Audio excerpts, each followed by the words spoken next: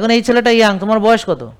হ্যাঁ, ও যেমন 28 বছর, ও এখন যদি আমি যা বলছি মানে, ও যদি এখন থেকে মানে, ওর যদি মাথায় বুদ্ধি থাকে, তাহলে মরার আগ পর্যন্ত এই ডিসিপ্লিন মানলে মরার আগ পর্যন্ত ওর জীবনে কোনোদিন হার্ট অ্যাটাক হবে না ইনশাল্লাহ, ওর কোনোদিন ডায়াবেটিস হবে না, ওর কোনোদিন ফ্যাটি লিভার হবে না, 60-70 কিচ্ছু হবে না, আমি গ্যারান্টি দিয়ে দিব ওকে। ও গ্যারান্টি নিয়ে যাবে। তারপর যদি কোনোদিন হয় ও কবরে, আমার কবরে যায় বলবে ভাই মানে ওখানে লিখে দিয়ে আসবে স্যারের কথা ঠিক না। কথা বুঝতে পারছেন নাকি বুঝেন নাই কথা? তাহলে এখন আপনি প্রথমে আজকে যারা এসেছে, যেমন যারা সুস্থ, যারা দাবি করে আমি সুস্থ, যেমন ওর মতো বা এরকম, তারা আগে দেখবে তার রিপোর্ট কি। তা রিপোর্টে যদি সমস্যা থাকে ডাক্তার বলবে এক্স্যাক্টলি কি করতে হবে আপনাকে।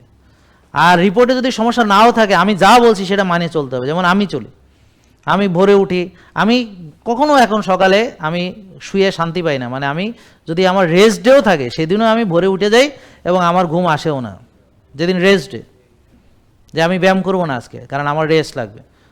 দেখা গেল আজকে আমার ট্রেনিং 2টা, সকালে টেনিস খেলছি, আবার মাগরিবের পরে কারাটে ট্রেনিং আছে, কালকেও ট্রেনিং 2 বেলা।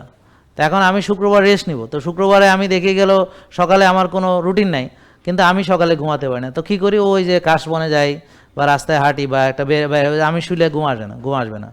আমার বডি এখন এভাবে তৈরি হয়েছে যে আমি ভোরে উঠব, আমি ঘুম ভাঙবেই 4টা 4:30 এর ভিতরে, হ্যাঁ, তারপরে আমি আমার যে সকালের যে রুটিন সেটা আমি করব, এবং এসার পরে আর আমি তাড়াতাড়ি ঘুমাবো কখন এইটাই চিন্তা, আমি আর বেশিক্ষণ জেগে থাকতে পারবো না। এটা হলো আপনার নেচার হইতে হবে। আমার কথা বুঝতে পারছেন? তো এই নেচার হইতে হলে রেগুলার প্র্যাকটিস করতে হবে, তাইলে হবে।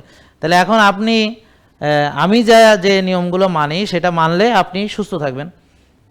অর্থাৎ আপনি যে নিয়মগুলো আপনার মানা উচিত, মানে একজন মুসলমান হিসেবে হালাল তৈব খাবেন, 1 ভাগ খাবেন, ক্ষুধা লাগলে খাবেন, ক্ষুধা থাকতে থাকতে খাওয়া শেষ করবেন, রোজা রাখবেন, বাড়াবাড়ি করবেন না, হ্যাঁ, ছাড়াছাড়িও করবেন না, কায়িক শ্রম বা ব্যায়াম করবেন, শক্তির চর্চা করবেন, আর্লি ঘুমাবেন, ভোরে উঠবেন, রোদ্রে যাবেন, ঘাসে হাঁটবেন, হ্যাঁ, যেভাবে আল্লাহ বলেছেন ওভাবে 5 ওয়াক্ত নামাজ মসজিদে গিয়ে পড়বেন, হ্যাঁ, এইভাবে যা যা বলেছে এভাবে মেনে চলবেন। এটা হলো আপনার কাজ।